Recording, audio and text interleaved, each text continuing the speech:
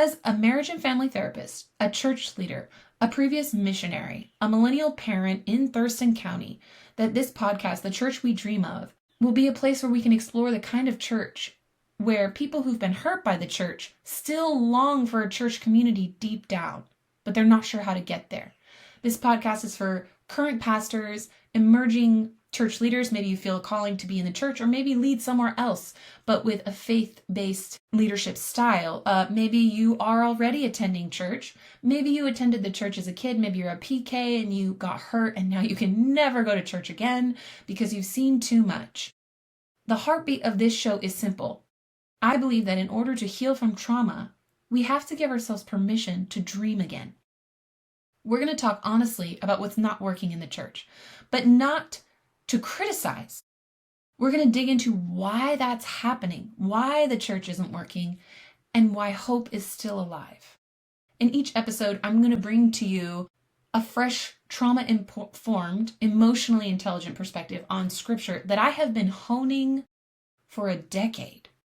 We'll cover topics like how the church we dream of is more family-friendly, it's more pastor-friendly, it's more trauma-informed, more culturally inclusive, and it's more comfortable with emotion. Those are just off the top of my head, some conversations that I hope we can have together.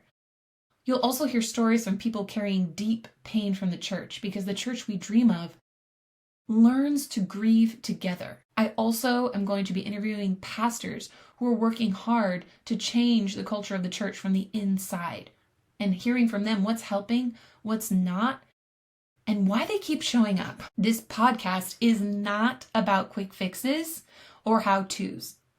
I cannot tell you how to get from point A to point B. I can't tell you how we're going to get from a conversation of the church that we dream about to actually living it out. In terms of a step-by-step plan, I can't tell you the steps because I believe the steps are inside of you.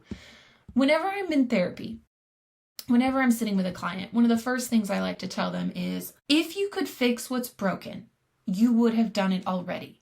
This is not a behavioral podcast, just like I don't offer behavioral therapy. You know what's right. We know we're supposed to be vulnerable. We know we're supposed to be comfortable with grief and emotion. We know we're supposed to be family friendly.